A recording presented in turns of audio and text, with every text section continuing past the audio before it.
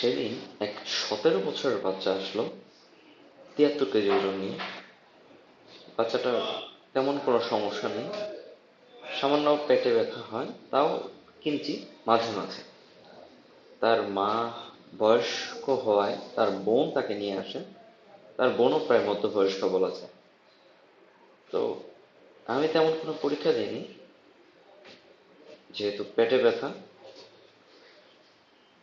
বিভিন্ন আমাদের ডাক্তারি পর্যবেক্ষণ শেষে আমার মনে হয়েছে একটা আলট্রা দেওয়া যেতে পারে। এই আলট্রাসাউন্ড করতে দিই। শহরের বেশ ভালো একজন আলট্রাসোনোগ্রাম করেন এমন একজনের কাছে আলট্রা করার পরবর্তীতে যে রিপোর্টটা পাই তা আসলে আমার জন্য একটু হতবাক করার মতোই ছিল। সেই 73 কেজির ছেলেটির লিভার বা যকৃৎ ছিল ফ্যাটি লিভার আক্রান্ত, এবং সেটিও যেন তেন নয়, গ্রেড 2।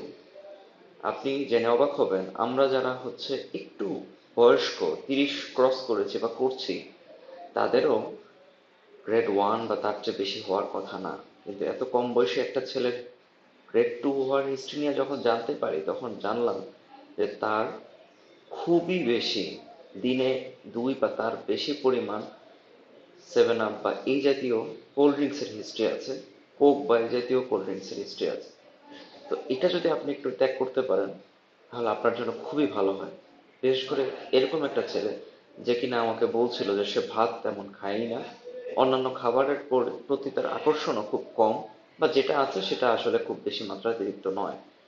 তাই আসুন, অতিরিক্ত চিনি আছে এমন খাদ্য বর্জন করি, কোল্ড ড্রিঙ্কস বা এগুলো প্রতি আসক্তি একটু কমাতে নিজেকে একটু সাহায্য করি। তাহলে হয়তোবা এই গ্রেড 2 ফ্যাটি লিভার বা এই জাতীয় চিনি বা শর্করা জাতীয় যে এফেক্ট বা কমপ্লিকেশনগুলো আমাদের শরীরের প্রতি হচ্ছে, যে অবিচারটুকু আমরা করছি এই অতিরিক্ত চিনি বা শর্করার মাধ্যমে, সে কিন্তু অন্যান্য কাজ করছে, সে ক্রিকেট খেলছে, সে তার বাবার বিভিন্ন কাজে সাহায্য করছে, তারপরও হচ্ছে। তাই আসুন না একটু চেষ্টা করি হাঁটাহাঁটির পাশাপাশি এটা একটু বন্ধ করা বা কমিয়ে নিয়ে আসতে। একেবারে বন্ধ করার সুযোগ থাকলে সবচেয়ে ভালো। তা আপনাদের জন্য শুভকামনা।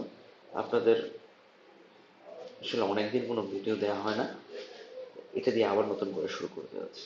ধন্যবাদ। আসসালামু আলাইকুম।